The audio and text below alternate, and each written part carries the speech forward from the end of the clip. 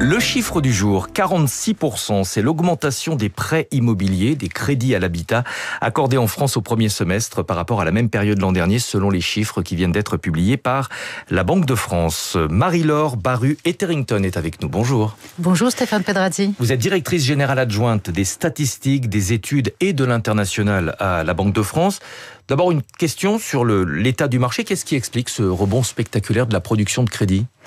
Alors ce rebond que vous avez raison de souligner, d'abord il est lié au fait qu'à la même période l'année dernière, on était sur des niveaux particulièrement bas de production immobilière, un recul qui était marqué sur toute l'année 2023 et donc début 2024, on était au creux avec une production mensuelle moyenne de l'ordre de 7 milliards.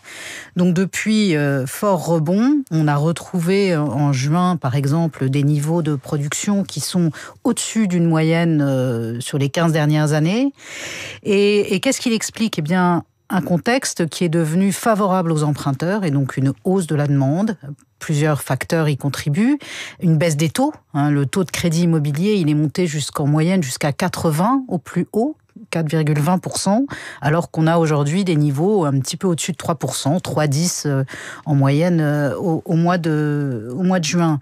On a également, vous le savez aussi, les prix d'immobilier, le marché de l'immobilier, les prix ont reculé, ils se stabilisent, voire ils recommencent à augmenter légèrement. Tout ça a redonné du pouvoir d'achat aux emprunteurs, qui ont aussi connu une hausse de leurs revenus suite au choc inflationniste. Et maintenant que l'inflation recule, eh bien, cette hausse des salaires se traduit par un gain de pouvoir d'achat. Est-ce qu'on peut mettre ce chiffre un peu en perspective, donner quelques repères, 46% de hausse de la production de crédit au premier semestre.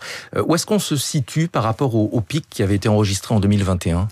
Alors, effectivement, on n'a pas retrouvé des niveaux de production des années qu'on appelle, nous, des années records, 2020, 2021. Rappelez-vous, les taux étaient extrêmement bas. On empruntait en moyenne en dessous de 1%.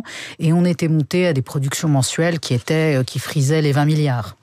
Alors on va le préciser par rapport aux brokers notamment qui publient des chiffres régulièrement. La Banque de France est la seule institution à le faire de manière exhaustive parce que vous avez un rôle de contrôle et de régulation du marché. Alors, on a, pas du marché immobilier lui-même, mais du marché du crédit. Du marché du crédit, puisque c'est exactement le cœur du métier d'une banque centrale. On a un rôle de stratégie monétaire, et ça, c'est veiller à ce que les décisions de politique monétaire, et notamment le niveau de taux d'intérêt, soient adaptés au contexte économique. Et l'immobilier est un secteur important de l'économie. Et puis, on a un rôle via l'ACPR, l'autorité de contrôle prudentiel et de résolution, qui est adossée à la Banque de France. Un rôle de surveillance du système financier. Et le marché immobilier, c'est lié à l'endettement des ménages et des entreprises. Et donc, la Banque de France, via toutes les données collectées, veille à ce qu'il n'y ait pas de bulle immobilière ou ce qu'il n'y ait pas un choc de crédit qui pourrait fragiliser le système financier. On a quand même en tête la bulle immobilière de 2008. Alors justement, puisque vous avez des données assez précises à la Banque de France, à qui profite cette embellie du marché ? On a souvent souligné que les primo-accédants avaient de plus en plus de mal à devenir propriétaires. C'est très intéressant justement, et ça fait partie tout à fait des indicateurs que nous regardons.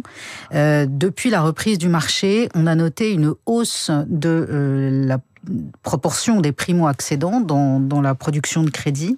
Il représentait à peu près 40% des crédits, ces primo-accédants, dans les années 2017-2022, donc les années où les taux étaient très bas. Aujourd'hui, ils sont à plus de 50%. Donc, ils ont bénéficié de cette reprise du crédit. Et on a également vu que les ménages les plus modestes, la part des ménages les plus modestes avait tendance à augmenter. Donc, des gens dont les revenus sont inférieurs ou égaux à 2 fois le SMIC, leur proportion augmente dans la production de crédit. Donc, ça ne profite pas qu'aux plus riches. Ça ne profite pas qu'aux plus riches. J'allais dire, c'était plutôt à l'inverse. Lorsque les taux étaient extrêmement bas, c'est plutôt les ménages les plus aisés qui avaient profité et qui s'étaient endettés, éventuellement pour acheter des résidences secondaires ou de l'immobilier locatif. Vous avez publié un autre indicateur, le taux d'intérêt moyen. Il s'est stabilisé à 3,1%. Est-ce que ça veut dire qu'on a atteint un palier ? Est-ce que ça veut dire, pour ceux qui ont un projet d'achat, que ça ne représente plus vraiment d'intérêt d'attendre davantage ? Alors, Oui, les taux sont revenus à des niveaux qui sont tout à fait comparables à ceux qu'on connaissait avant cette période de taux extrêmement bas. On est aujourd'hui, vous le disiez, à 3,10. On avait une moyenne qu'on avait, nous, calculée à 3,11 le mois d'avant. Donc on voit bien qu'on ne bouge plus. Par ailleurs, on a des taux longs qui ont plutôt tendance à remonter. On reviendra peut-être dessus. Je pense que voilà, quelque part entre 3 et 3,50, on va évoluer dans ces niveaux-là, et les paramètres d'un achat immobilier vont au-delà du simple taux d'intérêt, et évidemment il faut prendre en compte aussi le prix du bien, et puis je pense que l'attentisme aujourd'hui effectivement ne permettra pas d'obtenir des taux plus bas. Alors justement, on va parler des taux longs, c'est-à-dire la remontée des taux depuis quelques jours sur le 10 ans français, c'est-à-dire c'est le taux auquel la France peut emprunte aux investisseurs. Est-ce que cette remontée des taux depuis quelques jours, elle va entraîner mécaniquement une remontée des taux de crédit immobilier ?